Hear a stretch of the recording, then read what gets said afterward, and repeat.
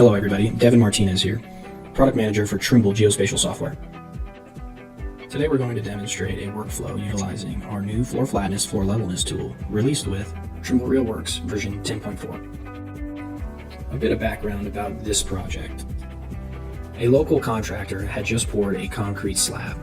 Based on their contract, they were required to perform a floor flatness, floor levelness test.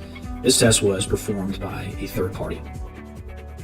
Today we're going to demonstrate how to square up the cloud using the RealWorks orientation tool, clean up the cloud using the sampling and segmentation tools, and finally perform a floor flatness, floor levelness analysis and create a report that will fulfill the GC's contractual obligations. In the field, we used a TX8 scanner and we scanned 4 times to cover the floor space in question. For improved registration results, I will generally only level the most central scan and then disable compensator for the rest of the scans. This allows for the unleveled scans to have 6 degrees of freedom during the registration process. As you can see in the list pane on the left side of the screen, a leveled scan will be denoted by a blue folder. As you can see, I have sampled the TZF scans and fully registered this point cloud before this demonstration. For more information on those processes, please see the link in the description below. We will start by squaring up our point cloud relative to the XY coordinate system. The orientation tool can be found in the registration tab. Select the orientation tool.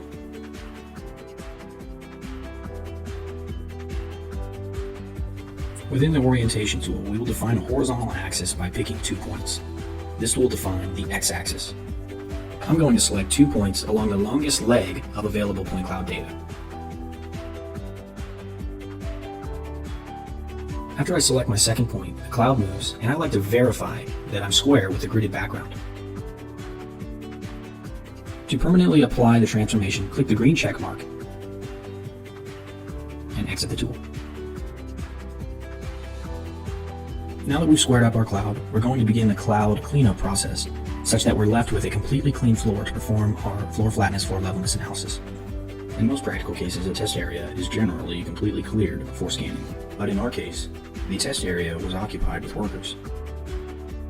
Begin by placing RealWorks into production mode. Notice by default, our project cloud is off. We will turn it on by simply clicking the light bulb in the list pane. I understand many people may prefer to use the segmentation and sampling tools inside the Edit tab, but today I'm going to use those tools directly inside of our floor flatness analysis tool. We'll start by pressing the Inspection tab, clicking our floor flatness floor analysis tool, and from here you can find our quick access segmentation and sampling tools.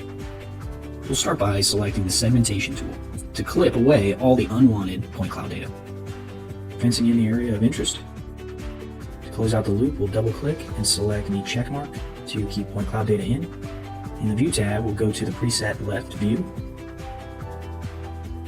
Again, clipping away the unwanted data. Double click and keep point cloud data out. Exit the tool. And now you can see that we're getting close to having a completely clean floor. We've got a few columns left in place. For the final step in the cleanup process, we will select the sampling tool and use the floor extraction indoor tool to clean out the columns and the noise. Let's select Show Outliers and Extract.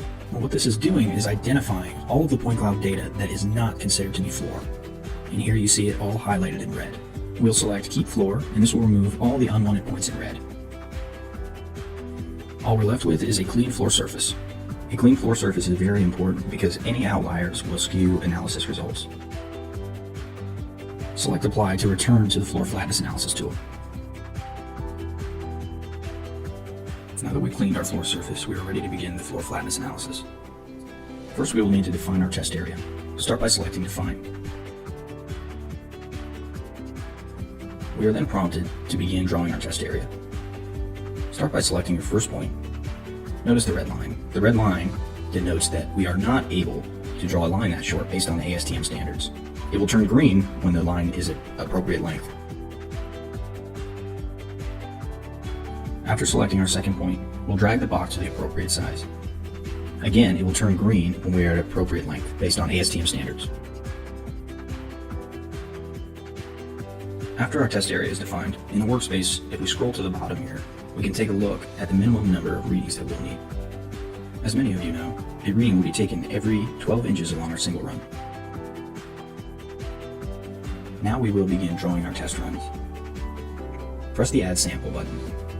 Based on ASTM standards, the first run needs to be along the 45 of your test area. Immediately, we see floor flatness and floor levelness results of the run. To add another sample, we will select the Add Sample button. To meet ASTM standards, we will be locked into drawing perpendicular lines crossing our main center line.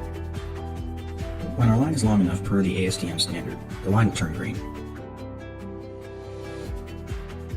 We will continue to add evenly spaced samples until the test area is completely covered. You can press A as a shortcut to add samples. Once finished, we can scroll to the bottom of our work screen to review results. Here you can see the overall floor flatness and floor levelness, and the minimum floor flatness and floor levelness of the test area, along with their 90% confidence ranges.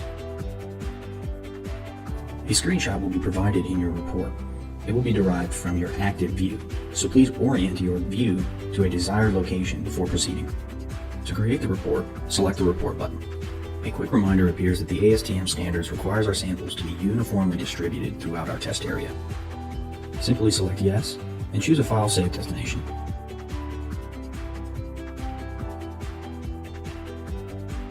We are then prompted to enter our contract specifications. In our case, our floor flatness SOV was 30. Our floor levelness SOV was 20. Our MLV for floor flatness was 18. And floor flatness SOV was 12. Select Create, and a Word document is generated with our test results. At the top of this document, we are provided with project-specific details. As we scroll down, we start to see contract specifications. This is what we just punched in the last screen. Our test section area, along with the minimum number of readings and the readings we took, a screenshot of our test area, and here's where we will find the overall floor flatness and floor levelness results for our analysis. As we continue to scroll through our report, we will find individual results for each sample. And in our case, it looks like our floor is passed with flying colors. Again, this is Devin Martinez, and I sincerely thank you for joining us today for our floor flatness and floor levelness analysis demonstration.